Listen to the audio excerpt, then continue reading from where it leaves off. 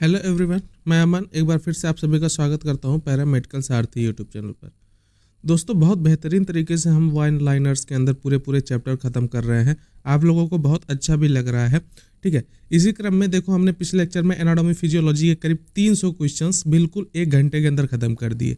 वही चीज़ आप अगर MCQ के फॉर्म में करने जाते हो तो एक एक 2 घंटे में करीब 20 से 25 क्वेश्चन ही कर पाते हो। बिल्कुल आपका बहुत ज़्यादा टाइम वेस्ट होता है, ठीक है।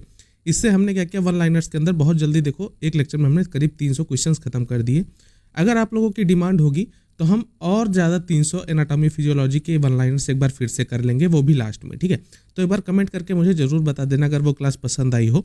तो इस वीडियो में मुझे कमेंट करके बता देना कि आप सेकेंड पार्ट चाहते हो एनाटॉमी फिजियोलॉजी का, तो मैं 300 MCQ और उसमें ऐड करके वन लाइनर पार्ट 2 बना दूंगा एनाटॉमी फिजियोलॉजी का, ठीक है। अगर आपको सफिशिएंट लगता हो तो कोई बात नहीं, लेकिन अगर चाहते हो तो एक बार मुझे कमेंट करके ज़रूर बता देना।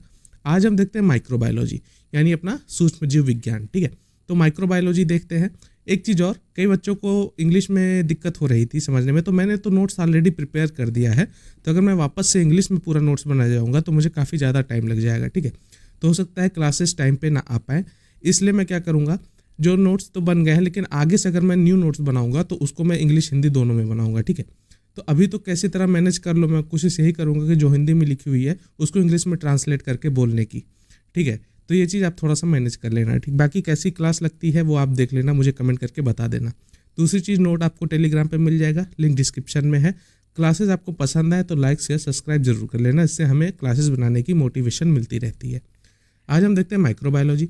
माइक्रोबायोलॉजी से क्या क्या वन लाइनर्स बन सकते हैं। अच्छी खासे वन लाइनर्स देखेंगे, लंबी क्लास हो सकती है क्योंकि इसमें भी काफ़ी बड़े टॉपिक्स हैं और अच्छा खासा इसमें भी वेटेज लेके हम चलेंगे, ठीक है। बेसिक्स की बात करें, माइक्रोलॉजी के बेसिक्स से क्या क्या क्वेश्चन बन सकते हैं, तो सबसे पहला क्वेश्चन तो यही आता है कि माइक्रोबायोलॉजी है क्या। इसमें हम माइक्रो ऑर्गेनिज्म की स्टडी करते हैं, माइक्रो ऑर्गेनिज्म की स्टडी करते हैं, तो उसको हम बोलते हैं माइक्रोबायोलॉजी, ठीक है। तो पहली क्वेश्चन यही आती है कि माइक्रोबायोलॉजी का जनक यानी father of microbiology, father of microbiology, father of microbiology किसको कहते हैं। तो फादर ऑफ माइक्रोबायोलॉजी हम कहते हैं लुई पाश्चर। लुई पाश्चर कई बार एग्जाम में आता है ऑप्शनल, तो आप एंटोनियो वॉन लीeuwenhoek करके आता है, लुई पाश्चर आता है, रॉबर्ट कोच आता है, तो आप आंसर लगाना लुई पाश्चर, ठीक है। तो माइक्रोबायोलॉजी का जनक किसे कहते हैं, हम लुई पाश्चर को कहते हैं। फिर आता है ग्राम स्टेनिंग। जो ग्राम स्टेनिंग थी, ग्राम स्टेनिंग, इसको कौन से साइंटिस्ट ने डिस्कवर किया, in which scientist the gram staining is will be discovered. तो ग्राम स्टेनिंग ने को किसने विकसित किया था, क्रिश्चियन ग्राम नाम के एक साइंटिस्ट थे, उन्होंने ग्राम स्टेनिंग को डिस्कवर किया था। ग्राम पॉजिटिव बैक्टीरिया का क्या कलर होता है, ग्राम पॉजिटिव बैक्टीरिया का कलर होता है ब्लू या बैगनी, यानी ब्लू या पर्पल कलर होता है ग्राम पॉजिटिव बैक्टीरिया का। ग्राम निगेटिव बैक्टीरिया का कलर बोले तो पिंक या रेड कलर होता है, ये भी मैंने पढ़ा रखा है आपको। AFB स्टेन किसके लिए इस्तेमाल करते हैं, माइकोबैक्टीरियम ट्यूबरकुलोसिस, AFB स्टेन बोल सकते हैं या जेडन स्टेन बोल सकते हैं, ये सब एक ही है। एसिड फास्ट बेसिलाई के लिए यूज़ करते हैं, तो जो माइकोबैक्टीरियम ट्यूबरकुलोसिस है ये AFB एसिड फास्ट बेसिलाई है, ठीक है। इसी के लिए हम कौन सी स्टेन यूज़ करते हैं, एसिड फास्ट स्टेन यूज़ करते हैं, इसी को हम जील निल्सन स्टेन बोलते हैं। कई बार क्वेश्चन तो ही आ जाता है जेडन स्टेन का फुल फॉर्म क्या है, तो इसको हम बोलते हैं जील निल्सन स्टेन। कौन से बैक्टीरिया के लिए नहीं करते हैं, कौन से बैक्टीरिया के लिए करते हैं, तो हाँ वही एसिड फास्ट बेसिलाई, सॉरी नहीं बोल दिया। जेडन स्टेन कौन से बैक्टीरिया के लिए हम करते हैं, तो एसिड फास्ट बेसिलाई के लिए। एसिड फास्ट बेसिलाई कौन सा है, जैसे एग्जांपल ले लो, माइकोबैक्टीरियम ट्यूबरकुलोसिस है, ठीक है। यानी इसको जिसकी वजह से क्या कॉज होता है, ट्यूबरकुलोसिस कॉज होता है, TB कॉज होता है। बैक्टीरिया के अंदर न्यूक्लियस होता है क्या, ये बताओ मुझे, बैक्टीरिया के अंदर न्यूक्लियस होता है, तो नहीं होता। क्यों नहीं होता भैया, ये प्रोकैरियोटिक होते हैं। देखो, एक होता है यूकैरियोटिक, एक होता है प्रोकैरियोटिक, एक होता है यूकैरियोटिक, ठीक है। तो यूकैरियोटिक के अंदर तो वो होता है न्यूक्लियस प्रेजेंट, लेकिन प्रोकैरियोटिक के अंदर न्यूक्लियस प्रेजेंट नहीं होता। इसके अंदर क्या होता है भैया, न्यूक्लियस की जगह पे ऐसे सेल है, सेल के अंदर न्यूक्लियस होता है, ये यूकैरियोटिक के अंदर, लेकिन यहाँ अगर सेल है प्रोकैरियोटिक में तो न्यूक्लियस नहीं होगा। इसका जो जेनेटिक मटीरियल है ना, पूरे न्यूक्लियस में ऐसे ऐसे फैला होता है, इसको हम बोलते हैं प्रोकैरियोटिक मटीरियल, ठीक है। ये तो बैक्टीरिया जो होता है वो प्रोकैरियोटिक होता है। बैक्टीरिया के टाइप्स कैसे होते हैं, आर्की बैक्टीरिया, प्रोबैक्टीरिया, यूबैक्टीरिया, ये तो हो गए। तो बैक्टीरिया में प्रोकैरियोटिक होते हैं, इस वजह से न्यूक्लियस नहीं प्रेजेंट होता। इसका जेनेटिक मटेरियल सेल के अंदर ऐसे बिखरा हुआ फॉर्म में पड़ा होता है। ये सिंपल सी बात हो गई प्रोकैरियोटिक की और यूकैरियोटिक की, ठीक है। हाँ, तो इसमें इस लाइन से देखिए कितने सारे क्वेश्चन क्लियर हो गए। अब कई बार पूछा जाता है कि कौन से सेल में न्यूक्लियस होता है, तो यूकैरियोटिक में होता है। कौन से सेल में न्यूक्लियस नहीं होता है, तो प्रोकैरियोटिक में नहीं होता है। किसके अंदर जेनेटिक मटेरियल सेल के अंदर एबेंडेंट फॉर्म में पाए जाते हैं, तो प्रोकैरियोटिक में पाए जाते हैं। ऐसे कई सारे क्वेश्चंस आपके सॉल्व हो जाएंगे। ब्लड अगार किसके लिए यूजफुल होता है? ब्लड अगार अगर हम यूज़ कर रहे हैं, अगार देखो कल्चर मीडिया से हम कौन कौन से क्वेश्चंस ले सकते हैं, तो ब्लड अगार सबसे पहला आता है किसके लिए यूजफुल होता है। किसके लिए यूज़ करते हैं ब्लड अगार? हीमोलिटिक ऑर्गेनिज्म, नाम से पकड़ लोगे, हीम वर्ड आते ही ब्लड, तो ब्लड अगार किसके लिए? हीमोलिटिक ऑर्गेनिज्म के लिए यूज़ करते हैं। चॉकलेट अगार की बात करें तो किसके लिए यूज़ करते हैं? नाइजीरिया फैमिली हो गई, इसके अलावा हीमोफिलस फैमिली हो गई, इसके लिए हम चॉकलेट अगार यूज़ करते हैं। मैकॉन्की अगार किसके लिए यूज़ करते हैं? ग्राम निगेटिव इंट्रिक बैसिलाई के लिए हम मैकॉन्की अगार यूज़ करते हैं। फंजाई के लिए बात करें, सॉब्रॉड्स अगार यूज़ कर लेते हैं। ये सिंपल सी बात हो गई। एलजे मीडियम पर क्या ग्रो करता है? एलजे मीडियम मतलब हम किसके लिए यूज़ करते हैं, तो माइकोबैक्टीरियम ट्यूबरकुलोसिस के लिए। टीबी के लिए हम क्या यूज़ करते हैं? एलजे मीडियम में उगाते हैं। सेलेनाइट एफ ब्रॉथ किसके लिए यूज़ करते हैं, तो सॉल्मोनेला के लिए यूज़ करते हैं। टेलुराइट अगार किसके लिए यूज़ करते हैं? कॉर्नीबैक्टीरियम डिप्थीरी, यानी डिप्थीरिया कॉज करने वाले कॉर्नीबैक्टीरियम डिप्थीरी के लिए हम टेलुराइट अगार यूज़ करते हैं। टीसीबीएस मीडियम किसके लिए यूज़ करते हैं? कॉलेरा कॉज करने वाले विब्रियो कॉलेरी के लिए यूज़ करते हैं, ठीक है। तो ये देखो कितने अच्छे क्वेश्चंस हमने कल्चर मीडिया से बना लिए, ठीक है। कल्चर मीडिया की डिटेल्स मैंने उसमें दे रखी है, माइक्रोबायोलॉजी का जो फिंगर टिप सीरीज हुई थी उसमें जाके देख लेना, हमने बहुत अच्छे से पढ़ाया हो कल्चर मीडिया, ठीक है। अगर क्लासेस खत्म हो जाती हैं और टाइम बचता है तो मैं कल्चर मीडिया का एक डिटेल्ड लेक्चर भी लेके आ जाऊँगा, बिल्कुल टेंशन नहीं लेना, ठीक है। तो इतने क्वेश्चंस इसमें से जरूर ना कहीं फंसता है कि जैसे फंजाई के लिए कौन सा अगार यूज़ करते हैं, सॉब्रॉड्स अगार। टीबी के लिए कौन सा अगार यूज़ करते हैं, तो एलजे मीडियम यूज़ करते हैं, ठीक है। ऐसे कई सारे क्वेश्चंस इसमें से फंस जाते हैं सीधे। स्टेरिलाइजेशन डिसइंफेक्टेंट्स की बात करें, इससे क्या क्वेश्चंस बन सकता है? देखो आटोक्लेव जो होता है, इसका टेम्परेचर और टाइम, ये बहुत इंपॉर्टेंट क्वेश्चन है, बहुत बार आया हुआ है पीवाईक्यू में। आटोक्लेव का टेम्परेचर एंड टाइम कितना होता है? 121 डिग्री सेंटीग्रेड फॉर 15 मिनट और प्रेशर 15 psi। याद हो गया भैया? आटोक्लेव का टेम्परेचर एंड टाइम कितना? 121 degree centigrade for 15 minute and pressure 15 psi। अब मुझे एक चीज़ कमेंट करके बताओ, अगर हम इसकी प्रेशर और टेम्परेचर मिनट इससे छेड़छाड़ करें तो क्या टेम्परेचर चेंज होगा? तो एक और टेम्परेचर और प्रेशर होता है, उस पर टेम्परेचर अधिक तो मिनट कम और प्रेशर ज़्यादा हो जाएगा। वो मुझे कमेंट करके ज़रूर बताना कितना होता है, ठीक है। उससे आपका भी रिवीजन होता रहेगा। हॉट एयर ओवन का टेम्परेचर कितना होता है भैया? 160 डिग्री सेंटीग्रेड फॉर 2 आवर। 2 घंटे के लिए 160 डिग्री टेम्परेचर होता है हॉट एयर ओवन का। अगर हमें कल्चर मीडिया को स्टेरलाइज करनी हो, best method to sterilise culture media, ठीक है, तो ऑटोक्लेविंग यूज़ करते हैं, सिंपल सी बात है। इथाइलिन ऑक्साइड गैस स्टेरलाइजेशन की बात हो रही है, तो इथाइलिन ऑक्साइड गैस क्या स्टेरलाइज करती है? तो इसमें हम डिस्पोजेबल प्लास्टिक्स इनको स्टेरलाइज करते हैं, किसमें? इथाइलिन ऑक्साइड के अंदर। फिल्टर स्टेरलाइजेशन किसके लिए इस्तेमाल किया जाता है? Filter sterilisation heat sensitive liquids के लिए, जैसे एंटीबायोटिक्स हो गई, उनके लिए हम फिल्टर स्टेरलाइजेशन इस्तेमाल करते हैं। ये सिंपल सी बात हो गई। अब बैक्टीरिया से संबंधित क्वेश्चन देखते हैं भैया। बैक्टीरिया माइक्रोबायोलॉजी में बहुत इंपॉर्टेंट है, हर साल क्वेश्चन आते हैं। डिप्थीरिया टॉक्सिन इनहिबिट्स, जो डिप्थीरिया होता है, जो माइकोबैक्टीरियम कॉर्नीबैक्टीरियम डिप्थीरी होता है, जो डिप्थीरिया कॉज करता है, उसके टॉक्सिन्स के किससे इनहिबिट होते हैं? क्या इनहिबिट करते हैं? तो प्रोटीन सिंथेसिस को इनहिबिट कर देते हैं, प्रोटीन संश्लेषण को कम कर देते हैं, दबा देते हैं, संदमित कर देते हैं। ये सिंपल सी बात हो गई। टिटेनस टॉक्सिन्स कॉज, टिटेनस की टॉक्सिन्स क्या कॉज करते हैं? Spastic paralysis. अब स्पैस्टिक्स नाम समझते ही याद आ गया कि भैया टिटेनस था, उसमें क्या होता? मसल में स्पाज्म, ठीक है, स्पाज्म यानी कॉन्ट्रैक्शन हो रहा था, बहुत जल्दी रैपिड कॉन्ट्रैक्शन हो रहा था, ठीक है। ये सिंपल सी बात हो गई। तो ये हो गई टिटेनस की बात। तो टिटेनस टॉक्सिन वहाँ से समझ लोगे आपकी स्पैस्टिक पैरालिसिस कॉज करेगा टिटेनस टॉक्सिन। बॉटुलिनियम बॉटुलिनम टॉक्सिन क्या कॉज करेगा, जो बॉटुलिज्म बीमारी हो रही थी तो उसका टॉक्सिन बॉटुलिनम। बॉटुलिनम टॉक्सिन क्या कॉज करेगा, फ्लैसिड पैरालिसिस कॉज करेगा।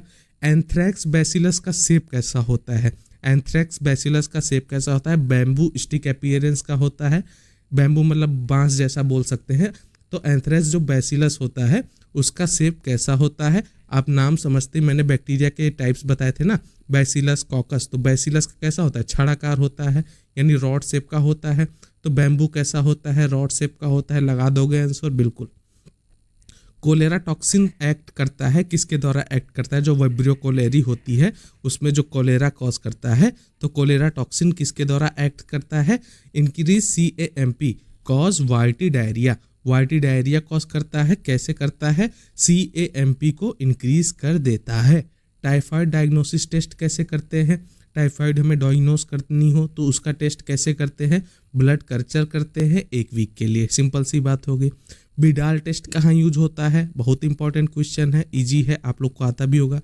आता होगा तो टाइफाइड के लिए हम बिडाल टेस्ट करते हैं, पर ये नहीं आता होगा कि उसमें यूज़ कैसे करते हैं, इसको और क्या बोल सकते हैं, इसको एग्लूटिनेशन टेस्ट बोलते हैं। ये हमें समझाने का मेन मकसद था, ये याद रख लेना। कई बार टाइफाइड ऑप्शन में नहीं रहता तो विडाल टेस्ट किसके लिए यूज़ करते हैं, एग्लूटिनेशन टेस्ट के लिए यूज़ करते हैं। लेप्रोसी, लेप्रोसी मतलब कुष्ठ रोग बोलते हैं जिसको, leprosy causative agent, leprosy causative agent क्या है, माइकोबैक्टीरियम लेप्री, लेप्री पढ़ते भैया लेप्रोसी लगा दोगे, सिंपल सी बात हो गई। सिफिलिस क्या कॉज करता है, सिफिलिस कॉजेटिव एजेंट, सिफिलिस किसके द्वारा काज होता है, ये भी बहुत इंपॉर्टेंट क्वेश्चन है, कई बार आया हुआ है।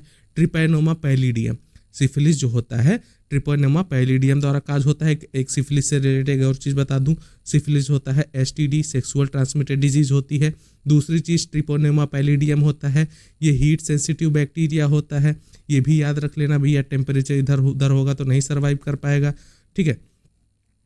वायरोलॉजी से संबंधित क्वेश्चन देख लेते हैं। हेपेटाइटिस बी वायरस क्या टाइप कैसा होता है, हेपेटाइटिस बी, हेपेटाइटिस सी होता है, जो हमने हेपेटाइटिस के 5 टाइप पढ़े थे, मेरे शॉर्ट में है, जाके एक बार देख लेना। ABCD और E, इनमें से क्या क्या वायरस है, क्या क्या कैसे फैलता है, वो मैंने शॉर्ट्स में बना रखा है, देख लेना एक बार। तो हेपेटाइटिस बी वायरस का टाइप कैसे होता है, तो DNA। लेकिन अगर सी की बात करें, हेपेटाइटिस सी, तो ये RNA वायरस होता है। इन दोनों में डिफरेंस भैया याद रख लेना, बहुत कन्फ्यूजिंग होता है, कौन सा बी था तो कौन सा सी था। और बी और सी DNA, एक होता है DNA, एक होता है RNA। तो हेपेटाइटिस बी होता है DNA वायरस, हेपेटाइटिस सी होता है RNA वायरस, याद कर लेना, ठीक है। HIV टारगेट फिश सेल, देखो जो HIV वायरस होता है ये क्या कॉज करता है, AIDS, एड्स बोलते हैं हम जिसको, एक्वायर्ड इम्यूनो डेफिशिएंसी सिंड्रोम, ठीक। अब इसको कॉज कौन करता है, HIV वायरस कॉज करता है। HIV वायरस को क्या बोलते हैं, ह्यूमन इम्यूनो वायरस, याद है। तो सिंपल सी बात, जो HIV वायरस होता है किसको, कौन सी सेल्स को टारगेट करता है, CD4 T सेल्स को टारगेट करता है। CD4 plus T cells, T cells क्या करती हैं, प्रतिरक्षा में मदद करती हैं, यानी इम्यूनिटी बढ़ाती हैं। तो HIV जो काम करता है वो T सेल्स को मार देता है, किल कर देता है, जिससे इम्यूनिटी वीक होती है, जिसकी वजह से आपका शरीर लोगों से लड़ नहीं पाता, जिसकी वजह से कोई भी बीमारी आपके शरीर पर इजीली अटैक कर देती है। तो यही होता है, इसी को हम बोलते हैं एड्स, ठीक है। ये सिंपल सी बात क्लियर है। अब बात करें हम T सेल्स में भी कौन से सेल्स को डैमेज करता है, तो T मैसेंजर को डैमेज करता है कौन सा, HIV वायरस। रेबीज वायरस का शेप कैसा होता है, ये भी एग्जाम में आया क्वेश्चन है। रेबीज वायरस का कैसा शेप होता है, बुलेट शेप, ठीक है। बुलेट आपने देखी होगी गोली, वैसी शेप होती है रेबीज वायरस की, ठीक है। Polio spread route, polio virus होता है, वो कैसे स्प्रेड करता है, ये भी इंपॉर्टेंट क्वेश्चन है। फीको ओरल रूट, ठीक है, यानी फीकल बोलते हैं आपके वेस्ट मटेरियल को, मल को, ओरल रूट, ठीक है। फीको ओरल रूट द्वारा पोलियो वायरस स्प्रेड होता है। एक चीज़ और रख देना, पोलियो से संबंधित एक और क्वेश्चन आता है, हाँ, पोलियो से संबंधित एक और क्वेश्चन आता है कि आपके इंडिया में कौन सा ऐसा रोग है जो कम्प्लीटली मुक्त हो चुका है, तो पोलियो वायरस उसका आंसर जाता है। पोलियो वायरस से हम पूरी तरह निदान पा चुके हैं, ये सिंपल सी बात हो गई। डेंगू वेक्टर होता है, डेंगू का वेक्टर क्या होता है, डेंगू किसके द्वारा फैलता है, एडीज मॉस्किटो द्वारा फैलता है, ये इसका वेक्टर हो गया, ठीक है। एडीज में भी कौन, एडीज एजिप्टाई, एडीज एजिप्टाई याद रख लेना, ठीक है। आगे बात करें RT-PCR टेस्ट किसके लिए इस्तेमाल करते हैं, वायरल इन्फेक्शंस के लिए इस्तेमाल करते हैं, जैसे कोविड-19 में हम RT-PCR कर रहे थे। HIV में इस्तेमाल करते हैं हम RT-PCR, सिंपल सी बात हो गई। ये हो गए वायरोलॉजी से संबंधित क्वेश्चंस। पैरासाइटोलॉजी से संबंधित कुछ एग्जाम्पल क्वेश्चंस देखते हैं। मलेरियल पैरासाइट बहुत इंपॉर्टेंट क्वेश्चन है। मलेरियल पैरासाइट कौन फैलाता है भैया? Female Anopheles mosquito. अब दो चीज़ याद रखना, डेंगू कौन फैला रहा था? एडीज एजिप्टाई फैला रहा था। मलेरिया कौन फैला रहा है? फीमेल एनाफिलीज मॉस्किटो फैला रही है, याद रख लेना। Most dangerous malaria species Plasmodium falciparum, याद रखना मेरे दोस्त। सबसे डेंजरस की बात की जा रही है तो प्लाज्मोडियम फैल्सीपेरम। और इसके अलावा मलेरिया की और कौन सी स्पीसीज होती हैं? याद है आपको? प्लाज्मोडियम वाइवेक्स वगैरह होती हैं। तो इन मलेरिया से संबंधित दोनों क्वेश्चंस आपके लिए बिल्कुल इम्पॉर्टेंट है, याद हो जाएगा, ठीक है, ये याद रख लेना, इम्पॉर्टेंट है। मलेरिया पैरासाइट कौन फैलाता है? तो आंसर जाएगा प्लाज्मोडियम हाँ एक सेकंड, हाँ मलेरिया पैरासाइट कौन फैलाता है? Female Anopheles mosquito. और मोस्ट डेंजर मलेरिया स्पीसीज की बात करें तो प्लाज्मोडियम फैल्सीपेरम हो जाएगा। लेशमानियासिस वेक्टर क्या है? Sand fly. जो लेशमानिया बीमारी होती है, लेशमानिया बीमारी किसको कहते हैं? जो वो नींद की बीमारी होती है, ठीक है, तो उसको कौन कॉज करता है? उसका वेक्टर कौन है? सैंड फ्लाई है, यह चीज़ याद हो जाएगा, ठीक है। आगे हम बात करें काला अजार। काला अजार कॉजेटिव ऑर्गेनिज्म। काला अजार किसके द्वारा फैलता है? तो लेशमानिया डोनोवनाई द्वारा फैलता है। क्या? लेशमानिया डोनोवनाई द्वारा काला अजार फैलता है, ठीक है। एलिफेंटियासिस, ये तो बहुत इंपॉर्टेंट क्वेश्चन है। एलिफेंटियासिस यानी जो हाथी पाँव होता है, हिंदी में बोलते हैं, ये किसके द्वारा कॉज किया जाता है? बुचेरेरिया ब्रोनकाफ्टाई, बुचेरेरिया बैनक्रफ्टाई द्वारा क्या होता है? एलिफेंटियासिस। इसमें पेशेंट का पैर बिल्कुल हाथी जैसा फूल जाता है। ये सिंपल सी बात हो गई। मैं एक चीज़ और याद करने की कोशिश कर रहा था, तब से मैं अटक रहा था। हाँ, प्लाज्मोडियम के मलेरिया के और कौन सी किसी स्पीसीज होती हैं जिसमें हमने बात की? जी मोस्ट डेंजरस प्लाज्मोडियम फैल्सीपेरम है। तो सुनो, मलेरिया किसके द्वारा काज होता है? प्रोटोजोआ द्वारा काज होता है। प्रोटोजोआ के कौन सी जीनस द्वारा काज होता है? तो प्लाज्मोडियम द्वारा काज होता है, ठीक है। अब प्लाज्मोडियम के अंदर क्या क्या आता है? पहली बात तो प्लाज्मोडियम फैल्सीपेरम आता है, जो हमने अभी बताया। और क्या आता है? प्लाज्मोडियम वाइवेक्स, ये भी हमने बताया था।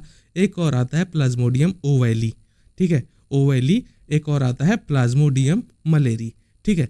ये चार स्पीसीज आती हैं प्लाज्मोडियम की। इसमें सबसे डेंजरस होता है प्लाज्मोडियम फैल्सीपेरम।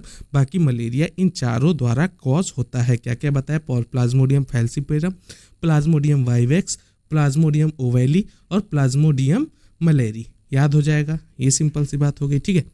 इसके अलावा एलिफेंटियासिस बताइए, जिसमें हम पेशेंट का पैर अगर हाथी जैसा हो जाता है, किसके द्वारा कॉज होता है? बुचेरेरिया बोनक्रफ्टाई, ठीक है।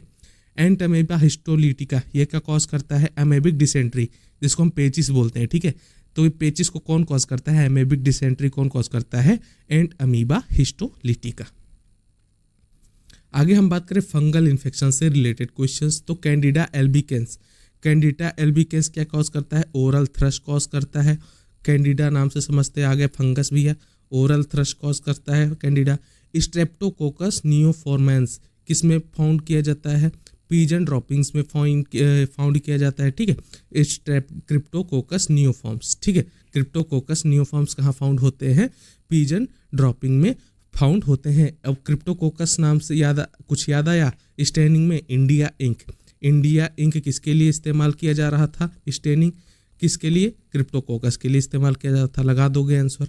एस्परजिलस क्या कॉज करता है? Fungal ball in lungs.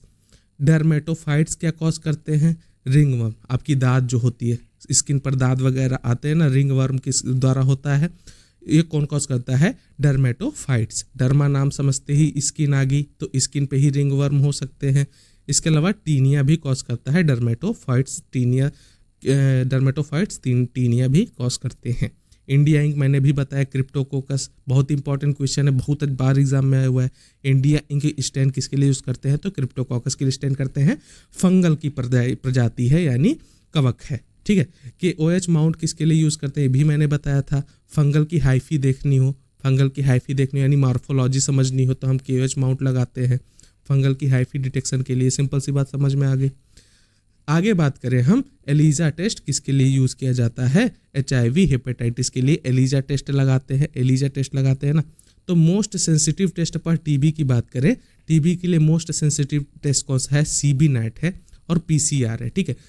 इन दोनों में भी अगर बात की जाए तो मोस्ट सेंसिटिव कौन सा है, सीबी नेट है, ठीक है। तो सीबी नेट कई बार एग्जाम में आया हुआ क्वेश्चन है कि टीबी के लिए कौन सा टेस्ट लगाते हैं, तो सीबी नॉट ऑप्शन में रहता है, बिल्कुल आंसर लगा के चले आना। सीबी नॉट कई बार सीधे पूछा था कि सीबी नॉट किस बीमारी के लिए लगाते हैं, तो ट्यूबरकुलोसिस के लिए लगाते हैं, ठीक है। बैक्टीरियल स्पोर किल्ड बाय, जो बैक्टीरियल स्पोर होते हैं उन्हें कैसे मारा जा सकता है, स्पोर की बात की जा रही है, तो ठीक है। इसके लिए हम इस्तेमाल करते हैं ऑटोक्लेविंग। अब मैंने 2 वर्ड बताए थे इस डिसइंफेक्टेंट वाले, यहाँ पर देखो, हाँ एक सेकेंड, स्टेरिलाइजेशन एंड डिसइंफेक्टेंट। तो डिसइंफेक्शन द्वारा हम बैक्टीरिया को तो एक बार किल कर सकते हैं, लेकिन उसके स्पोर बचे रह जाएंगे भैया। स्पोर को अगर हमें मारना हो तो हम क्या यूज़ करेंगे, स्टेरिलाइजेशन। स्टेरिलाइजेशन में भी कौन सा, ऑटोक्लेविंग। ये याद, इतनी सिंपल सी बात आपके समझ में आ गई, ठीक है। तो अगर बैक्टीरियल स्पोर को हमें किल करना हो, ऑटोक्लेविंग इस्तेमाल करेंगे। आगे हम बात करें नोजोकोमल, नोजोकोमियल इन्फेक्शन मीन्स क्या होता है, नोजोकोमियल इन्फेक्शन क्या होता है, हॉस्पिटल एक्वायर्ड इन्फेक्शन, ठीक है। हॉस्पिटल में किसी चीज़ से अगर किसी को बीमारी हो गई तो उसको हम क्या नाम देंगे, नोजोकोमियल इन्फेक्शन, ठीक है।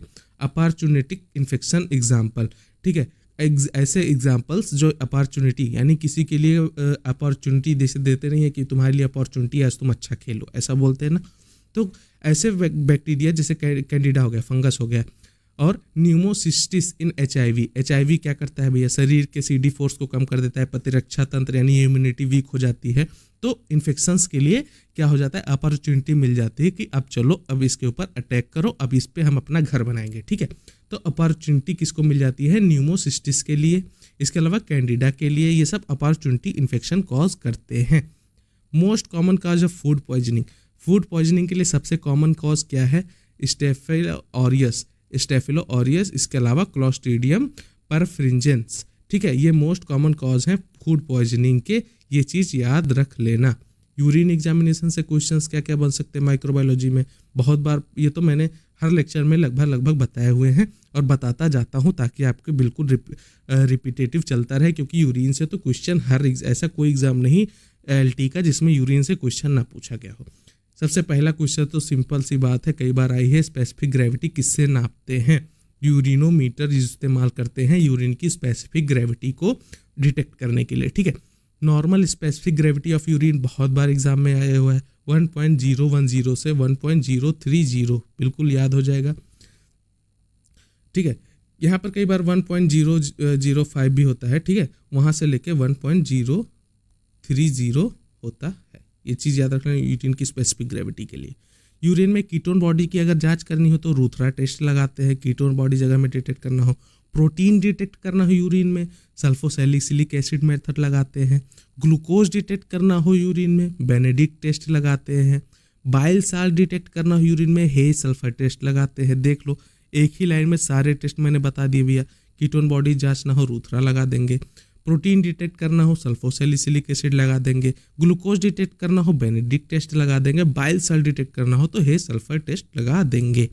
भैया इससे बेहतरीन क्लास आपको कहीं मिल जाए तो मुझे बता देना कमेंट में, ठीक है। इतनी बेहतरीन तरीके से आपके सारे क्वेश्चन सॉल्व होते चल रहे हैं।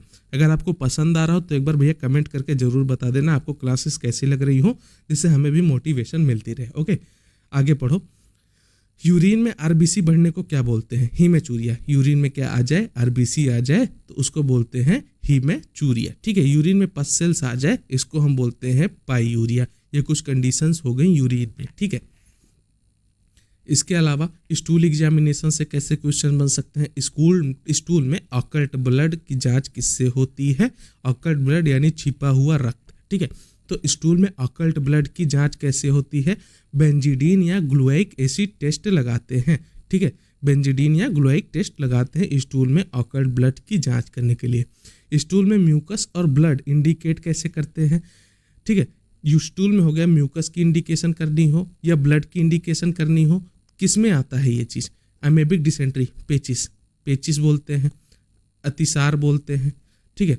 अतिसार बोलते हैं हिंदी में, ठीक है। हिंदी वालों बिल्कुल बेहतरीन तरीके से पढ़ो, ठीक है। पेचिस बोलते हैं, अतिसार बोलते हैं, अमेबिक डिसेंट्री बोलते हैं, एंट अमीबा हिस्टोलिटिका द्वारा होता है। ठीक है, सिंपल सी बात हो गई। इसमें क्या आता है, स्टूल में म्यूकस और ब्लड इंडिकेट करता है। स्टूल सैंपल कलेक्शन फॉर ओवा या पैरासाइट।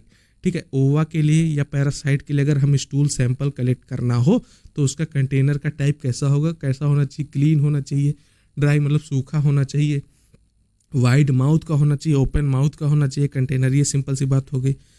गार्डिया लिम्बिया, ये तो बहुत इंपॉर्टेंट नाम है, कई बार आता हुआ है।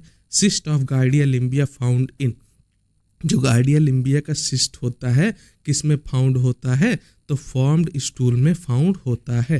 Trophozoite of giardia lamblia seen in loose stool में, यानी जो गार्डिया लिम्बिया का ट्रोफोजॉइट है किस में सीन होगा, लूज स्टूल में सीन होगा। फैटी स्टूल को हम क्या बोलते हैं, स्टेटोरिया बोलते हैं। ठीक है, फैटी स्टूल को स्टोरिया बोलते हैं। आगे हम देखते हैं बॉडी फ्लूइड, CSF हो गया, साइनोवियल एसाइटिक, इनसे क्या क्वेश्चंस बन सकते हैं। नॉर्मल CSF का कलर कैसा होता है, क्लियर होता है, कलरलेस होता है। पहली बात तो हमेशा ध्यान रखना, CSF कैसा होता है, कलरलेस होता है नॉर्मल कंडीशन में और क्लियर होता है। CSF का फुल फॉर्म सेरिब्रोस्पाइनल फ्लूइड बोलते हैं। CSF के जांच के लिए कौन सी नीडल इस्तेमाल की जाती है, ये इंपॉर्टेंट क्वेश्चन है भैया, कई बार आया हुआ है। CSF की जांच करनी हो तो हम लंबर पंचर नीडल इस्तेमाल करते हैं। CSF, हाँ एक और चीज़ बता दो, मैंने पिछले ही क्लास में बताई है कि CSF को अगर हमें निकालना हो तो कौन से नंबर से निकालेंगे, L3 L4 से निकालेंगे कि L4 L5 से निकालेंगे। ये चीज़ मुझे कमेंट करके जल्दी जल्दी बता दो, याद हो आपको तो। ठीक है, लंबर पंचर निडल से निकालते हैं CSF के जांच की निडल होती है। CSF में इंक्रीज प्रोटीन डिक्रीज ग्लूकोज कौन सी डिजीज कॉज करेगा, ये इंपॉर्टेंट क्वेश्चन है, याद रख लेना। प्रोटीन इंक्रीज और ग्लूकोज डिक्रीज, ये कंडीशन CSF में कौन सा कॉज करेगा बीमारी, तो इसको बोलते हैं बैक्टीरियल मेनिंजाइटिस, याद हो जाएगा। ठीक है, काइलस फ्लूइड कैसा होता है, काइलस फ्लूइड्स मिल्की होते हैं ड्यू टू इसके अंदर ट्राइग्लिसराइड्स की मात्रा इंक्रीज रहती है, बढ़ी रहती है, इसलिए काइलस फ्लूइड्स मिल्की होते हैं। एसाइटिक फ्लूइड में सैग का फुल फॉर्म भी मैंने बताया था, याद कर लेना। सैग में एसाइटिक फ्लूइड में सैग कितना होना चाहिए, मोर देन 1.1 है तो क्या इंडिकेट करेगा, पोर्टल हाइपरटेंशन। ये लाइन भी बहुत इंपॉर्टेंट है। साइनोवियल फ्लूइड में किसका एनालिसिस किया जाता है, आर्थराइटिस डायग्नोसिस के लिए हम साइनोवियल फ्लूइड कहाँ पाए जाते हैं, आपके जॉइंट्स में पाए जाते हैं। जॉइंट्स के अंदर साइनोवियल फ्लूइड होते हैं। अगर आर्थराइटिस हमें डिटेक्ट करनी हो तो साइनोवियल फ्लूइड का एनालिसिस किया जाता है। सीमेन एनालिसिस से क्या क्वेश्चन बन सकते हैं, देखो नॉर्मल सीमेन की वॉल्यूम कितनी होती है, 2 से लेकर 6 ml तक होती है नॉर्मल सीमेन की वॉल्यूम। स्पर्म मोटेलिटी टेस्ट, इसका कितना टेम्परेचर होना चाहिए, रूम टेम्परेचर होना चाहिए, बॉडी टेम्परेचर 37 डिग्री टेम्परेचर होना चाहिए। बॉडी टेम्परेचर कितनी होती है अपनी, 37 डिग्री सेंटीग्रेड होती है, तो स्पर्म की मोटेलिटी टेस्ट का टेम्परेचर 37 डिग्री सेंटीग्रेड होना चाहिए। नॉर्मल स्पर्म काउंट बहुत इंपॉर्टेंट है भैया, मोर देन या इक्वल टू 15 मिलियन प्रति ml होना चाहिए WHO के स्टैंडर्ड के मुताबिक, नॉर्मल स्पर्म काउंट। ठीक है, लिक्विफिकेशन टाइम ऑफ सीमेन का लिक्विफिकेशन टाइमिंग कितना होनी चाहिए, 20 से 30 मिनट के लिए होनी चाहिए। फ्रक्टोज टेस्ट इन सीमेन के अंदर फ्रक्टोज टेस्ट क्या इंडिकेट करता है, सेमाइनल वेसाइकल की फंक्शन को इंडिकेट करता है फ्रक्टोज। ठीक है, फ्रक्टोज टेस्ट, ये चीज़ याद कर लेना। फ्रक्टोज कहाँ पाया जाता है, सीमेन के अंदर पाया जाता है। ठीक है, आगे हम बात करें स्पुटम एग्जामिनेशन की। स्पुटम एग्जामिनेशन से क्या क्या क्वेश्चन बन सकते हैं, स्पुटम का बेस्ट अर्ली मॉर्निंग सैंपल होता है। ठीक है, यस होता है। स्पुटम के लिए हम बेस्ट अर्ली मॉर्निंग सैंपल का इस्तेमाल करते हैं। स्पुटम का अगर हमें जांच करना हो तो अर्ली मॉर्निंग सैंपल लेंगे। जेडन स्टेन में स्पुटम किसके लिए इस्तेमाल किया जाता है, ट्यूबरकुलोसिस के लिए। सिंपल सी बात है, ट्यूबरकुलोसिस की जांच करनी है तो हम बलगम जांच लेते हैं, बलगम को स्पुटम बोलते हैं। तो जेडन स्टेन में स्पुटम इस्तेमाल करते हैं ट्यूबरकुलोसिस में, AFB एसिड फास्ट बेसिलाई के लिए। स्पुटम में चारकॉट लाइडेन क्रिस्टल्स क्या इंडिकेट करते हैं, अस्थमा इंडिकेट करते हैं। अगर स्पुटम में चारकॉट लाइडेन क्रिस्टल्स दिखाई दे रहे हैं तो ये अस्थमा को इंडिकेट करेंगे। रस्टी स्पुटम किस इन्फेक्शन में पाया जाता है, रस्टी स्पुटम की बात करें तो न्यूमोकोकल निमोनिया में रस्टी स्पुटम दिखाई देगा। प्लूरेंट स्पुटम क्या सजेस्ट करते हैं, प्लूरुलेंट पुटम बैक्टीरियल इन्फेक्शन को सजेस्ट करते हैं। अब कुछ टेस्ट देख लेते हैं, उनसे क्या डिटेक्शन होती है उसको भी एक चार्ट में जल्दी जल्दी खत्म कर लेते हैं। रूथरा टेस्ट मैंने बताया था, कीटोन बॉडीज इन यूरिन के लिए हम जांच करते हैं। हे सल्फर के लिए हम बाइल साल्ट के लिए इस्तेमाल करते हैं। बेनेडिक्ट टेस्ट हम ग्लूकोज के लिए इस्तेमाल करते हैं। ये सारी चीज़ें यूरिन में पाई जाती हैं इन तीनों। इसके अलावा सूडान 3 मैंने बताया था, फैट इन स्टूल, स्टूल में फैट का डिटेक्ट करना तो हम सूडान 3 इस्तेमाल करेंगे। एसिड फास्ट स्टेन कब करेंगे? ये करेंगे हम माइकोबैक्टीरियम ट्यूबरकुलोसिस के लिए, एसिड फास्ट बैसिलाई के लिए इस्तेमाल करेंगे। एलिजा टेस्ट कहाँ इस्तेमाल करेंगे? एलिजा टेस्ट का अच्छा टेस्ट नेम उसके यूज़ और प्रिंसिपल्स देख लो। जैसे एलिजा हो गया, एलिजा का प्रिंसिपल क्या है? Antigen antibody reaction. बहुत बार एग्जाम में आया हुआ भैया ये क्वेश्चन कि एलिजा टेस्ट बेस्ड होता है किस पे बेस्ड होता है? तो एंटीजन एंटीबॉडी रिएक्शन पर बेस्ड होता है। पीसीआर पॉलीमरेज चेन रिएक्शन, ये किस पे बेस्ड होता है? इसका प्रिंसिपल क्या होता है? डीएनए एम्प्लीफिकेशन के लिए यूज़ करते हैं पीसीआर यानी polymerase chain reaction. Western blot, western blot के लिए हम HIV कन्फर्मेटरी टेस्ट के लिए हम वेस्टर्न ब्लॉट यूज़ करते हैं। RIA रेडियो इम्यूनो एसे हार्मोन लेवल के लिए, जैसे एग्जाम्पल हो गया इंसुलिन, इन सब का हार्मोन लेवल जांचना हो रेडियो इम्यून एसे करते हैं, RIA करते हैं। कॉम टेस्ट क्यों लगाते हैं? एंटीबॉडी डिटेक्शन ऑन या इन RBC के अंदर या बाहर, किसके लिए? एंटीबॉडी डिटेक्शन के लिए कॉम टेस्ट लगाते हैं। ये चार्ट बहुत इंपॉर्टेंट है, ज़रूर ना ज़रूर इससे क्वेश्चन फंसेगा एग्जाम में। ये मेरे वर्ड को मार्क कर लेना, बिल्कुल उस दिन पेपर के दिन देख लेना आप, ठीक है। बेहतरीन क्लास लग रही हो तो एक बार जल्दी जल्दी सब लोग लाइक कर दो, ठीक है। इम्यूनोलॉजी से क्या क्वेश्चन बन सकते हैं? देखो इम्यूनोलॉजी में अभी तो थोड़े देखते हैं, मैं इम्यूनोलॉजी का सेपरेट वन लाइनर्स बनाऊंगा, ठीक है। तो उसके लिए बिल्कुल परेशान नहीं होना, लास्ट में इम्यूनोलॉजी का भी वन लाइनर आएगा।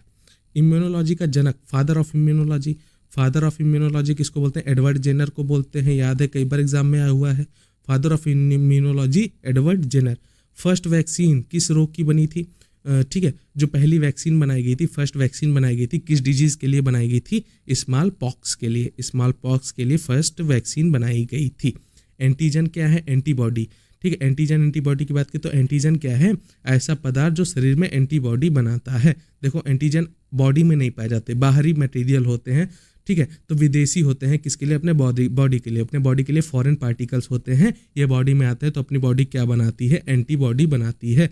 तो एंटीजन ऐसा पदार्थ है जो शरीर में एंटीबॉडी बनवाता है। ये सिंपल सी बात होगी।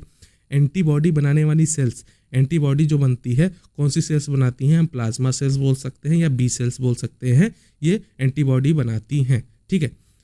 सबसे अधिक मात्रा में पाई जाने वाली, अब एंटीबॉडी से क्वेश्चन हम बात करें, पहली बात तो 5 टाइप के होते हैं, गेम डी, ठीक है। ये 5 तरह की एंटीबॉडी होती हैं। इसमें मोस्ट अबंडेंट सबसे ज़्यादा कौन सी पाई जाती है? जी पाई जाती है। सबसे भारी एम होती है, पेंटामर होती है। कोलेस्ट्रम में कौन सी पाई जाती है? ए पाई जाती है। एलर्जी के लिए ई होती है, ठीक है। ये सिंपल सी बात याद कर लेना, बेसिक। तो सबसे मोस्ट अबंडेंट, सबसे अधिक मात्रा में पाई जाने वाली एंटीबॉडी IgG। सबसे फर्स्ट बनने वाली एंटीबॉडी, शरीर में सबसे पहले बनने वाली एंटीबॉडी IgM। सबसे भारी एंटीबॉडी पेंटामर एंटीबॉडी। ये सिंपल सी बात हो गई। सिक्रीशंस, सलाइवा हो गई, टीयर्स हो गई, ये कहाँ पाई जाती है? IgA एंटीबॉडी पाई जाती है। आपके बॉडी की जितनी भी सिक्रीशंस होती हैं, सलाइवा हो गया, टीयर्स हो गया, उसके अंदर कौन सी एंटीबॉडी पाई जाएगी? IgA पाई जाएगी। इसके अलावा एक और चीज़ आता है कोलोस्ट्रम। कोलोस्ट्रम क्या होता है भैया?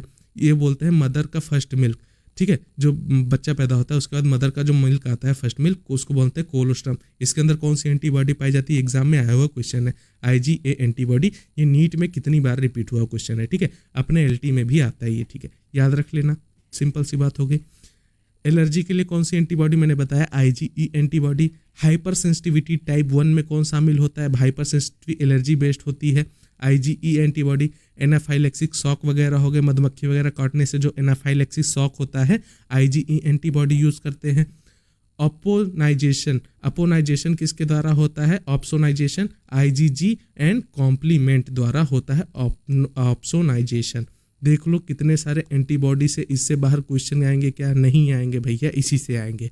सिक्रीशन वगैरह पूछ लेता है कौन सी एंटीबॉडी, सिंपल सी बात है, आंसर लगा के चले आओ। बेहतरीन क्लासेस कर रहे हैं, ठीक है। एलिसा का फुल फॉर्म, एलिसा से संबंधित क्वेश्चन देखते हैं। एलिजा से, एलाइजा का फुल फॉर्म बता दो भैया। एंजाइम लिंक इम्यूनोसॉर्बेट एसे, ये तो कई बार एग्जाम में आया हुआ है। एलिजा का फुल फॉर्म एंजाइम लिंक्ड इम्यूनोसॉर्बेट एसे। एलिजा का किसके लिए इस्तेमाल करते हैं, एलिजा किसके लिए प्रयोग करते हैं, HIV के लिए, हेपेटाइटिस के लिए, प्रेगनेंसी के लिए। प्रेगनेंसी में हार्मोन कौन सा पाया जाता है, HCG हार्मोन। कई बार क्वेश्चन यहीं से आया हुआ है कि कौन सा हार्मोन प्रेगनेंसी के दौरान देखा जाता है, तो HCG हार्मोन ओनली प्रेगनेंसी में दिखेगा, इसके अलावा बॉडी में HCG नहीं दिखाई देगा। जब लेडीज प्रेग्नेंट होगी तभी HCG उसके अंदर दिखेगा, ठीक है। तो एलिजा के टेस्ट कहाँ कहाँ करते हैं, एलिजा किसके लिए इस्तेमाल करते हैं, HIV हो गया, हेपेटाइटिस हो गया या प्रेगनेंसी हो गई, ये सिंपल सी बात हो गई। एलिजा टेस्ट क्या डिटेक्ट करता है, एलिजा टेस्ट एंटीजन या एंटीबॉडी डिटेक्ट करने के लिए इस्तेमाल करते हैं। एलिजा टेस्ट में एंजाइम कौन होता है, ठीक है, एलिजा टेस्ट हम कर रहे हैं उसके अंदर कौन सा एंजाइम होता है, तो हॉर्सेडिस पेरोक्सीडेज या एल्केलाइन फॉस्फेटेज एंजाइम होते हैं। इंपॉर्टेंट क्वेश्चन है, याद कर लेना। एलिजा टेस्ट में कौन सा एंजाइम होता है, हॉर्सेडिस पेरोक्सीडेज या एल्केलाइन फॉस्फेटेज एंजाइम होता है। एलिजा का प्रिंसिपल क्या होता है, बहुत इंपॉर्टेंट क्वेश्चन है, 10 स्टार लगा लो। एंटीजन एंटीबॉडी रिएक्शन पर बेस्ड होता है एलिजा। एलिजा में कलर चेंजिंग आता है तो क्या इंडिकेट हो रहा है, पॉजिटिव रिएक्शन, यानी रिएक्शन पॉजिटिव है अगर कलर चेंज दिखाई दे रहा है एलिजा में। PCR पॉलीमरेज चेन रिएक्शन से लिए क्वेश्चन देख लेते हैं क्या बनेगा। PCR का क्या फुल फॉर्म है, पॉलीमरेज चेन रिएक्शन बोलते हैं। PCR का प्रयोग किसके लिए इस्तेमाल किया जाता है, DNA एम्प्लीफिकेशन के लिए इस्तेमाल किया जाता है। PCR की खोज, डिस्कवरी ऑफ PCR किसने की थी, कैरी मुलिस ने की थी। याद कर लोगे साइंटिस्ट तो जरूर एक बार देख लेना। PCR की डिस्कवरी किसने की थी, कैरी मुलिस ने। ये आ गया इंपॉर्टेंट क्वेश्चन। अब यहाँ से ये क्वेश्चन कितनी बार एग्जाम में हुआ है, इसको भी 10 स्टार मार लेना। PCR में कितने स्टेप्स, याद कर लोगे 3 स्टेप्स, DAE याद कर लोगे 3 स्टेप PCR के, कौन कौन से, denaturation, then annealing, then extension, ठीक है। PCR के स्टेप्स 3 स्टेप्स, डीनेचुरेशन, एनेलिंग और एक्सटेंशन, याद कर लेना भैया, बहुत बार आया हुआ है, ठीक है। इससे बहुत सारे क्वेश्चन बन सकते हैं, जैसे PCR का पहला स्टेप बताओ, डीनेचुरेशन, PCR का आखिरी स्टेप बताओ, एक्सटेंशन। PCR के तीनों स्टेप कौन से हैं, डीनेचुरेशन, एनेलिंग, एक्सटेंशन, इसमें से कौन सा PCR का स्टेप नहीं होता, 3 ऑप्शन में रहेगा, 1 ऑप्शन में नहीं रहेगा, उसको टिक लगा के चले आना। PCR का कौन सा स्टेप है, तीन अलग ऑप्शन रहेंगे, 1 ऑप्शन इनमें से कोई रहेगा, टिक लगा के चले आना, ये ठीक है। इससे बहुत सारे क्वेश्चन अराइव होते हैं PCR के स्टेप से, ठीक है। PCR में DNA पॉलीमरेज कौन यूज होता है, जो PCR के अंदर कौन सा DNA पॉलीमरेज यूज होता है, ये भी इंपॉर्टेंट क्वेश्चन है। टैग पॉलीमरेज इस्तेमाल करते हैं PCR में DNA पॉलीमरेज के लिए। अब टैग इसका नाम क्यों है, क्योंकि ये थर्मस एक्वेटिकस से लिया गया है, थर्मस एक्वेटिकस से लिया गया है, इसलिए इसका नाम टैग है, ठीक है। याद कर लोगे, थर्मस एक्वेटिकस से लेने के कारण इसका नाम टैग पॉलीमरेज है, और यही पॉलीमरेज PCR में इस्तेमाल किया जाता है। RT-PCR की क्या डिटेक्ट करता है भैया, RNA वायरस को डिटेक्ट करता है। कोविड-19 वायरस कैसा था, RNA वायरस था, DNA वायरस मत लगा देना, आ जाए कोविड-19 से क्वेश्चन तो। कोविड-19 RNA वायरस था, उसके लिए RT-PCR करते थे, ये RNA वायरस को डिटेक्ट करता है RT-PCR। PCR की सेंसिटिविटी कैसी होती है, PCR की सेंसिटिविटी बहुत हाई होती है, ये सिंपल से बात हो गई। आगे देखें, माइक्रोबायोलॉजी के अंदर ब्लड ग्रुपिंग, एंटीबॉडी की हम तब से बात कर रहे हैं, और ब्लड ग्रुप का ही बात ना है, क्योंकि पूरी ब्लड ग्रुपिंग एंटीबॉडी एंटीजन पे ही बेस्ड है, तो इससे भी क्या क्या क्वेश्चन बन सकते हैं हम देख लेते हैं। ब्लड ग्रुप की खोज, यहाँ भी साइंटिस्ट का नाम आ गया, कार्ल लैंडस्टीनर, बिल्कुल याद कर लेना।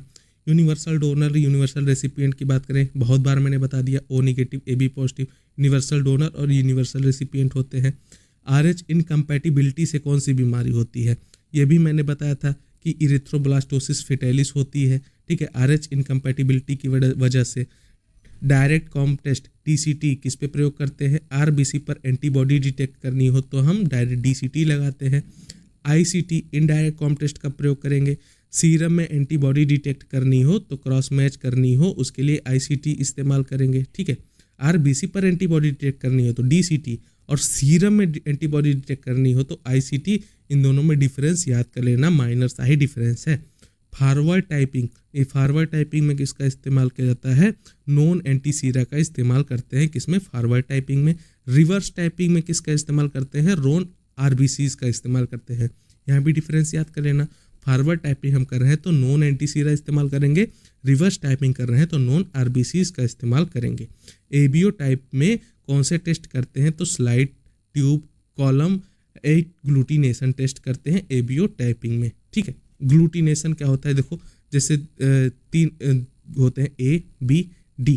ये 3 चीज़ होती हैं। अब जब आप स्लाइड बनाओगे, ब्लड ग्रुपिंग करनी हो तो एक एक ड्रॉप ब्लड डालते हो, फिर उसके अंदर एंटी ए डालते हो, एंटी बी डालते हो, एंटी डी डालते हो। तो इसमें क्या होता है, अगर ग्लूटिनेशन हो जाता है तो बताते हो ना आपकी positive negative blood grouping agglutination पे ही तो बेस्ड होता है। तो वही चीज़ एबीओ टाइपिंग में कौन से टेस्ट करते हैं, slide, tube, column, agglutination test करते हैं। इम्यूनोलॉजी से कुछ एडवांस क्वेश्चंस देखते हैं। देखो एमएचसी का क्या फुल फॉर्म है, मेजर हिस्टोकॉम्पेटिबिलिटी कॉम्प्लेक्स। एमएचसी का full form major histocompatibility complex. MHC class 1 कहाँ पाई जाती है, सभी न्यूक्लिएटेड सेल्स पे पाई जाती है। एमएचसी क्लास 2 कहाँ पाई जाती है, एंटीजन प्रेजेंटिंग सेल, एपीसी जिसको हम बोलते हैं एंटीजन प्रेजेंटिंग सेल, मैक्रोफेज हो गया, बी सेल्स हो गया, डेंड्राइटिक सेल्स हो गई, वहाँ एमएचसी क्लास 2 पाई जाती है।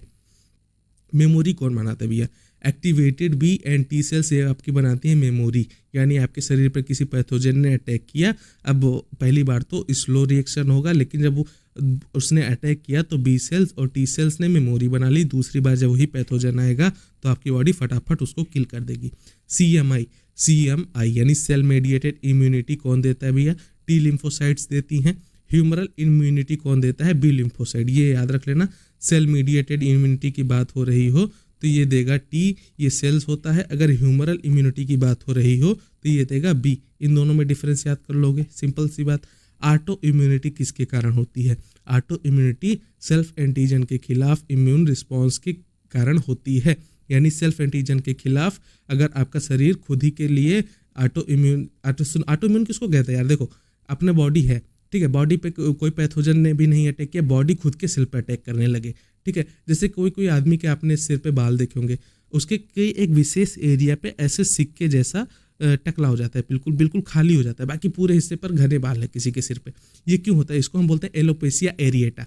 ये एरिया स्पेसिफिक होता है और ये क्यों होता है, अपनी बॉडी की इम्यूनिटी, अपने बॉडी का ही इम्यून सिस्टम इस पर अटैक कर दिया है बालों के सेल पर फॉरेन पार्टिकल जानकर, तो इसी को हम बोलते हैं ऑटो इम्यूनिटी। तो ऑटो इम्यूनिटी सेल्फ एंटीजन यानी अपने ही एंटीजन के खिलाफ इम्यून रिस्पॉन्स हो जाता है, हाई हो जाता है।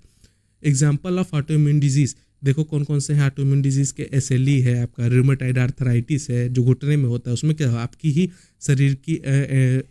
ही शरीर के सेल्स आपके ही शरीर पर अटैक कर देते हैं, ठीक है। एंटीजेनिसाइटी बढ़ाने वाला सबस्टेंस क्या है, एडजुवेंट है। कॉम्प्लीमेंट सिस्टम किससे एक्टिवेट होता है, एंटीजन एंटीबॉडी कॉम्प्लेक्स से कॉम्प्लीमेंट सिस्टम एक्टिवेट होता है। एलिजा से कुछ और टफ क्वेश्चंस देख लेते हैं भैया। एलिजा में कौन सा प्लेट इस्तेमाल किया जाता है, बहुत बार एग्जाम में आया हुआ है, 96 वेल माइक्रो टाइटर प्लेट इस्तेमाल करते हैं एलिजा में। एलिजा में कौन सा प्लेट इस्तेमाल करते हैं, 96 well micro titer plate. Pregnancy test में एलिजा कौन कौन से हार्मोन के लिए इस्तेमाल किया जाता है, प्रेगनेंसी टेस्ट करनी हो उसके अंदर एलिजा कौन कौन से हार्मोन के लिए इस्तेमाल होता है, एससीजी। ये मैंने बताया था कि केवल प्रेगनेंसी ड्यूरिंग प्रेगनेंसी पाई जाएगी एससीजी, इसको बोलते हैं ह्यूमन क्रोनियोनिक गोनेडोट्रोपिन। ये टेस्ट प्रेगनेंसी की टेस्ट करनी हो अगर हमें एलिजा द्वारा तो ये हार्मोन के लिए इस्तेमाल करेंगे एससीजी के लिए। एलिजा में सबस्ट्रेट जोड़ने पर कलर क्यों आता है, हमने अभी बताया कि एंजाइम सबस्ट्रेट कलर रिएक्शन बोलते हैं इसको। एलिजा में सबस्ट्रेट जोड़ने पर कलर आ जाएगा, अगर कलर आ रहा है, कलर चेंज हो रहा है एलिजा में तो वो पॉजिटिव है। पॉजिटिव एलिजा के बाद कंफर्मेंट्री टेस्ट क्या होता है, वेस्टर्न ब्लॉट करते हैं। कॉम्पिटिटिव एलिजा में कलर ज़्यादा होता है तो कैसा रिजल्ट आता है, निगेटिव। अब ये देखो कॉम्पिटिटिव एलिजा याद आया, इसके अलावा कौन कौन से एलिजा होता है, सैंडविच एलिजा। मैंने एलिजा के टाइप्स बताए थे माइक्रो बायोलॉजी 1 लाइनर उसमें फिंगर टिप सीरीज में, वो भी ऐप एक बार जाके जरूर देख लेना, ठीक है। तो कॉम्पिटिटिव एलिजा में कलर ज़्यादा होता है तो कैसा रिजल्ट आएगा, निगेटिव रिजल्ट आएगा। पीसीआर से कुछ एडवांस क्वेश्चन देख लेते हैं। आरटीपीसीआर का पहली बात तो फुल फॉर्म बताओ, रियल टाइम पीसीआर बोलते हैं आरटीपीसीआर को, ठीक है। तो रियल टाइम पीसीआर किसके लिए प्रयुक्त होता है, quantitative viral load measurement. Quantitative viral load measurement के लिए रियल टाइम पीसीआर करते हैं। मल्टीप्लेक्स पीसीआर किसके लिए इस्तेमाल करते हैं, एक साथ कई जीन। अब मल्टी वर्ड नाम आते ही आपके दिमाग में बत्ती जली कि एक साथ कई यानी मेनी जीन्स, एक साथ कई सारे जीन्स को डिटेक्ट करने के लिए मल्टीप्लेक्स पीसीआर यूज़ करते हैं। नेस्टेड पीसीआर कहाँ इस्तेमाल करते हैं, स्पेसिफिसिटी बढ़ाने के लिए, स्पेसिफिसिटी बढ़ाने के लिए हम नेस्टेड पीसीआर इस्तेमाल करते हैं। रिवर्स ट्रांसक्रिप्टेज पीसीआर किसका वर्जन है, ये बात करें तो आरएनए टू सीडीएनए कन्वर्जन के लिए रिवर्स ट्रांसक्रिप्टेज पीसीआर इस्तेमाल करते हैं। कोविड-19 में कौन सा पीसीआर इस्तेमाल किया जाता है? आरटी-पीसीआर। बहुत बार आ गया कोविड-19 से संबंधित क्वेश्चन। और कोविड-19 कैसा वायरस है? आरएनए वायरस है, ये चीज़ ध्यान रखना। इसके लिए आरटी-पीसीआर, रियल टाइम पीसीआर इस्तेमाल करते हैं। ब्लड ग्रुपिंग से कुछ डीप क्वेश्चंस देखते हैं। देखो, बॉम्बे ब्लड ग्रुप में कौन एब्सेंट होता है? H antigen. Capital H antigen मेरे भाई कौन सा प्रेजेंट होता है? स्मॉल एच जीन प्रेजेंट होती है बॉम्बे ब्लड ग्रुप में। ये चीज़ ध्यान रख लेना, बहुत इंपॉर्टेंट है। कंफ्यूज एच तो रट लेते हो, पर ये नहीं रटते हो कि कैपिटल था या स्मॉल था। पहला चीज़ पूछेगा बॉम्बे ब्लड ग्रुप में कौन सा जीन होता है, पहला ऑप्शन कैपिटल रहेगा। टिक मार के अंधे से चले आओगे कि मेरा तो सही है, क्वेश्चन गलत हो जाता है। वही चीज़ यहाँ पर देखो, red blood group Bombay group, इसके अंदर OH जीन या HH स्मॉल एच जीन होती है, कैपिटल नहीं होती। ये चीज़ ध्यान रख लेना मेरे भाई बॉम्बे ब्लड ग्रुप के लिए, ठीक है। कहाँ पाई जाती है? अपने ही देश के बॉम्बे शहर में पाई जाती है, ठीक है। RH सिस्टम में इम्यूनोजेनिक एंटीजन कौन सा है? RH सिस्टम में इम्यूनोजेनिक एंटीजन कौन सा है? डी एंटीजन होता है RH सिस्टम में इम्यूनोजेनिक एंटीजन, ठीक है। ABO सिस्टम में कौन से एंटीजन पर बेस्ड है? ABO सिस्टम होता है कौन से एंटीजन पर बेस्ड है? RBC सरफेस पर। जो एंटीजन पाए जाते हैं वो RBC के सरफेस पर पाए जाते हैं। ये सिंपल सी बात होगी ABO सिस्टम में। एंटीबॉडीज कब बनती हैं? RH नेगेटिव पर्सन को RH पॉजिटिव, यानी कोई D पॉजिटिव है, ठीक है, उसके अंदर हमने D नेगेटिव चढ़ा दिया तो उसके अंदर एंटीबॉडीज बन जाएंगी। सिंपल सी बात है। ये RH नेगेटिव पर्सन को RH पॉजिटिव ब्लड मिलने पर एंटीबॉडीज बनती हैं। एक जगह और बनती थी, जो प्रेग्नेंट लेडी थी उसके, अगर वो उसका प्रेग्नेंट मदर है, उसका अगर कैसा है RH नेगेटिव ब्लड है, अगर उसका बच्चा जो है RH पॉजिटिव है तो पहली बार में तो कोई दिक्कत नहीं होगी। लेकिन जब ये ब्लड मिक्स हो जाएगा तो जब इसका सेकेंड बेबी आएगा तो फिर यहाँ पर बॉडी अटैक कर देगी, ठीक है। तो ये सिंपल सी बात है, इसी को हम बोलते हैं इरिथ्रोब्लास्टोसिस फेटालिस। आगे हम बात करें RH इनकम्पैटिबिलिटी से बचने के लिए क्या दिया जाता है? एंटी-D इम्यूनोग्लोबिन दे दिया जाता है। इसी कंपैटिबिलिटी, जैसे उस मदर को अगर फिर से दूसरा बेबी होने वाला रहेगा तो उसके लिए हम एंटी-D इम्यूनोग्लोबिन दे देंगे। कब दे देंगे? टाइमिंग भी मैंने बता रखी है blood group one liner series में। आपको याद हो तो एक बार कमेंट करके बताओ। क्रॉस मैचिंग कब किया जाता है? ट्रांसफ्यूजन से पहले क्रॉस मैचिंग किया जाता है। मेजर क्रॉस मैच में क्या चेक होता है? डोनर का RBC, रेसिपिएंट का सीरम। ये चीज़ ध्यान रखना भैया, मेजर और माइनर में क्या चेक होता है। मेजर मतलब क्या हो जाएगा? सिंपल सी बात, मेजर मतलब मान के चलो डॉक्टर, तो डॉक्टर यानी डोनर का RBC और रेसिपिएंट का सीरम। और माइनर क्रॉस मैच में डोनर का सीरम और रेसिपिएंट की RBC। ये सिंपल सी बात याद रख लेना। केल, किड या डफी, ये तीनों क्या हैं? ये माइनर ब्लड ग्रुप सिस्टम्स हैं। केल हो गया, किड हो गया, डफी हो गया, माइनर ब्लड ग्रुप सिस्टम्स हैं। आगे कुछ अब ट्रिक्स की बात करते हैं। ये तो हमने पूरी थ्योरी देख ली बहुत सारे वन लाइनर्स के साथ। अब कुछ ट्रिक्स न्यूमोनिक्स देखते हैं जिसको आपको याद करने में काफ़ी आसानी होगी। जैसे एंटीबॉडीज़ का सीक्वेंस क्या था? गेम D मैंने बताया था, IgG, IgA, IgM, IgE, IgD। ये हाईएस्ट टू लोएस्ट अपने बॉडी का सीक्वेंस है, यानी अपने बॉडी में सबसे ज़्यादा IgG पाई जाएगी, सबसे कम IgD पाई जाएगी। ये चीज़ याद हो गया। PCR की स्टेप की मैंने ट्रिक बताई थी, DAE, यानी denaturation, annealing, then extension. PCR का पहला स्टेप डीनेचुरेशन और last step extension. Hypersensitivity की टाइप्स याद करनी है तो उसकी ट्रिक क्या है? टाइप 1 एलर्जी एनाफाइलेक्सिस इमीडिएट होती है। टाइप 2 साइटोटॉक्सिक होती है ऑटो इम्यून हिमोलिसिस द्वारा। टाइप 3 इम्यूनो कॉम्प्लेक्स SLE होती है। टाइप 4 डिलेड होती है, TB स्किन टेक्स जैसे हो गई, ठीक है। TB स्किन टेक्स को हम क्या बोलते हैं? मॉन्टॉक्स बोलते हैं ना, याद कर लेना, ठीक है। ये सिंपल सी बात हो गई, कुछ ट्रिक्स। बिल्कुल आपको क्लास अगर अच्छी लग रही हो तो एक बार लाइक बटन जरूर बता देना। Most common important one liners. अब लैब इंस्ट्रूमेंट, माइक्रोबायोलॉजी में जो लैब इंस्ट्रूमेंट हैं उसके लिए कुछ देख लेते हैं। जैसे स्पेक्ट्रोफोटोमीटर का उपयोग लाइट की एब्जॉर्बेंस को नापने के लिए किया जाता है। भैया spectrophotometer use to measure absorbance of light at specific wavelength, ठीक है, याद कर लोगे। सेंट्रीफ्यूज का प्रयोग घूर्णन बल से सैंपल को अलग करने, यानी separate components of a mixture using centrifugal force. इसके लिए हम क्या इस्तेमाल करते हैं? सेंट्रीफ्यूज द्वारा हम क्या करते हैं? घुमाते हैं। उससे क्या होता है? सैंपल को उससे अलग हो जाता है। ऑटोक्लेव का प्रयोग स्टीम द्वारा sterilisation, autoclave used for sterilisation by steam under pressure, याद कर लोगे। इंक्यूबेटर, इंक्यूबेटर सूक्ष्मजीव यानी कल्चर के लिए इंक्यूबेटर का प्रयोग करते हैं। Used for growing micro organism as control temperature, incubator के लिए इस्तेमाल करते हैं। Hot air oven dry heat sterilization का एग्जाम्पल है, use for sterilizing using dry heat, क्या, हॉट एयर ओवन, ठीक है। कोलोरीमीटर, कोलोरीमीटर कलर इंटेंसिटी के लिए, measure the intensity of colour in a solution, क्या इस्तेमाल करेंगे, कोलोरीमीटर इस्तेमाल करेंगे। पीएच मीटर, पीएच मीटर किसी सैंपल का पीएच एसिड है या बेस है इसके लिए, measure the hydrogen ion concentration जिसको हम पीएच बोलते हैं, इसके लिए पीएच मीटर का इस्तेमाल करेंगे। वाटर बाथ, वाटर बाथ का प्रयोग सैंपल को निश्चित तापमान पर रखने के लिए यानी maintain sample at a constant temperature के लिए वाटर बाथ का इस्तेमाल करेंगे। माइक्रोस्कोप, सिंपल सी बात है, छोटे जीवों को बड़े रूप में देखने के लिए, use to magnify small object. Haemocytometer, haemocytometer का उपयोग आरबीसी डब्ल्यूबीसी गिनने में यानी यूज्ड फॉर सेल काउंटिंग, इसके लिए हीमोसाइटोमीटर, जल्दी से एग्जांपल देख लो जैसे न्यूबॉर्ग चैम्बर था, ठीक है। ईएसआर ट्यूब, दो होते हैं, वेस्टर्न गन और विंट्रोब, ठीक है। मैंने एक ट्रिक भी बताई थी लास्ट क्लास में कि कौन सा वेस्टर्न गन है कौन सा विंट्रोब है, तो वेस्टर्न गन ट्यूब का प्रयोग ईएसआर, दोनों का प्रयोग ईएसआर टेस्ट के लिए किया जाता है। Use for erythrocyte sedimentation rate testing. Semi auto analyser, इसका प्रयोग कहाँ करते हैं, बायोकेमिकल टेस्ट को ऑटोमेटिक करने के लिए, perform biochemical test with partial automatization. Semi है, सेमी है तो कंप्लीट नहीं, पार्शियल ऑटोमेटिजेशन होगा। अगर यहाँ पर होगा फुल्ली ऑटो एनालाइजर तो कंप्लीटली ऑटोमेटेशन होगा।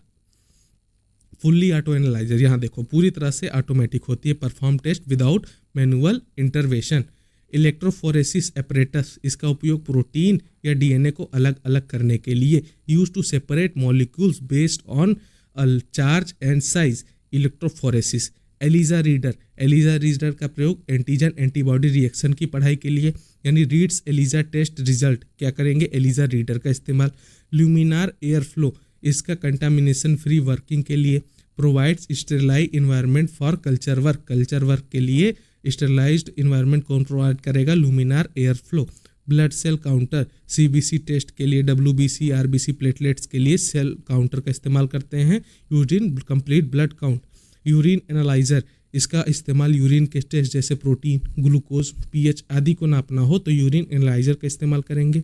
रूटीन टेस्ट के लिए बात करें तो रेफ्रिजरेशन, रेफ्रिजरेटर का प्रयोग सैंपल और रिएजेंट को सेव करने के लिए, सुरक्षित करने के लिए, use to store sample and reagents. Microtome, microtome का प्रयोग पैराफिन ब्लॉक्स को स्लाइड कटिंग के लिए, ठीक है। माइक्रोटोम का इस्तेमाल use to cut thin tissue sections for microscopy.